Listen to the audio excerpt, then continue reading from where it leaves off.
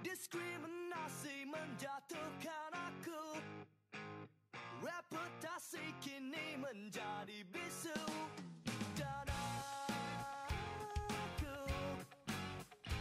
Assalamualaikum warahmatullahi taala wabarakatuh.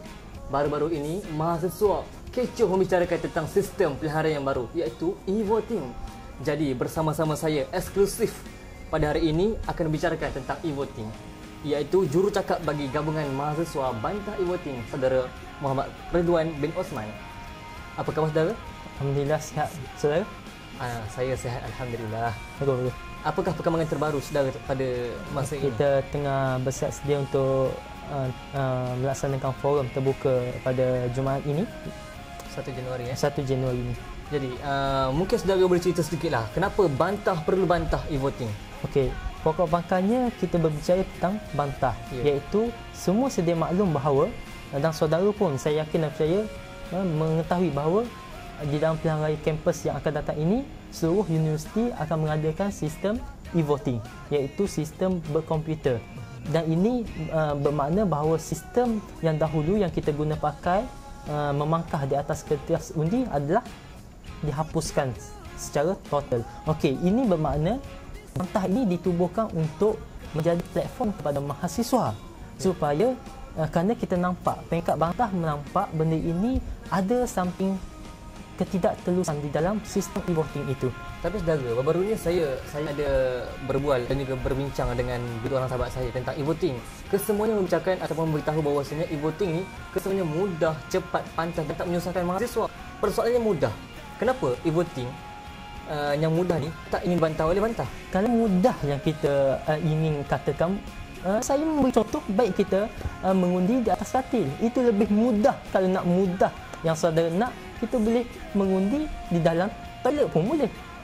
Kita guna pakai sistem lagi mudah ya. Lagi mudah. Kita menggunakan pakai sistem SMS.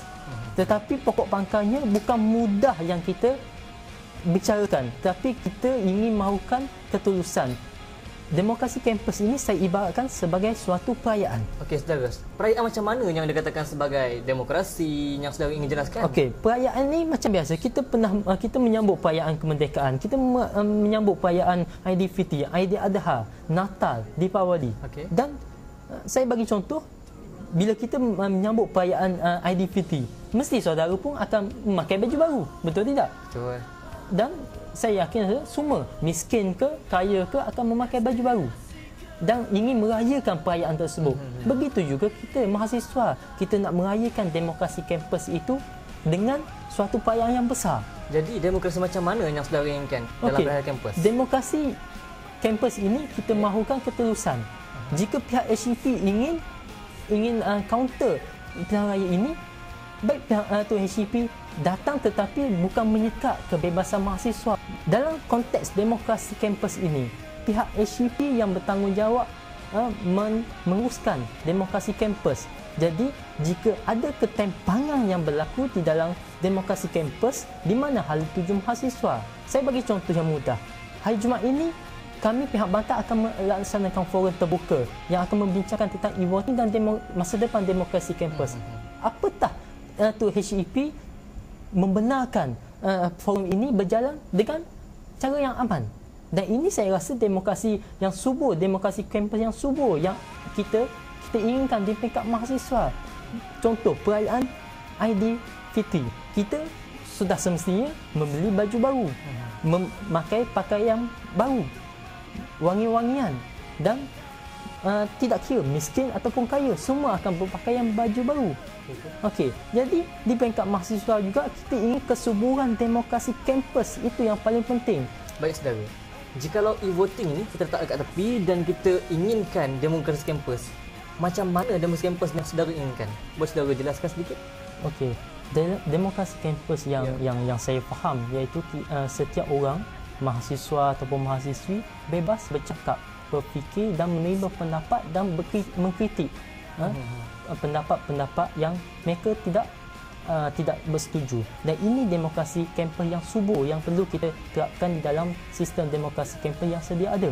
Saya bagi contoh bahawa demokrasi kampus yang mana saya nak, iaitu pihak HEP terutamanya mesti telus untuk membenarkan forum terbuka yang akan diadakan pada 1 Januari ini di Dewan Kuliah Utama Akademi Pengajian Islam, dan mereka tidak perlu menghalang, menyekat ataupun menangkap sesiapa yang hadir. Kalau forum sekecil ini pun dihalang oleh TNC HCP yang mungkin yang akan ditangkap, mungkin akan dihalang, ditutup jalan dan sebagainya, dan mungkin akan diheret beberapa mahasiswa ke Atauku. Saya membayangkan saudara, sistem demokrasi kampus ini ibarat seorang perempuan yang memakai baju yang cantik, tudung yang elok tetapi tidak memakai kain. Bayangkan seorang perempuan yang sebegitu rupa, siapa yang mahu berkahwin dengan mereka? Saya yakin dan percaya bahawa TNC HCP ini seorang yang waras, dan beliau memang akan memilih seorang wanita yang waras. Jadi pihak bantah konsisten bahawa kami nak yang pertama batalkan sistem e-voting yang ingin diadakan di pilihan raya kampus. Yang kedua, panjangkan tempoh pilihan raya, tempoh kempen pilihan raya daripada seminggu kepada 2 minggu. Dan yang ketiga, berikan kebebasan kepada mahasiswa untuk bercakap dan meluahkan pandangan mereka. Dan saya yakin dan percaya jika TNC melakukan ketiga-tiga perkara yang saya sebutkan ini, 600 yang berada di belakang saya yang menyokong gabungan mahasiswa bantah e-voting ini akan menyegani TNC HCP selaku pemimpin di universiti yang menyuburkan sistem demokrasi di kampus ini. Okey, terima kasih saudara Muhammad Rizwan bin Osman di atas huraian yang sangat panjang, sebab kalau nak tanya banyak soalan-soalan yang ingin kita ajukan kepada saudara, dan saya rasa bahawasanya perbincangan kita telah masak dan mencapai objektifnya. Dan kepada anda di luar sana, saya mengharapkan anda telah mengetahui di manakah pro dan kontra, baik dan buruk tentang sistem e-voting.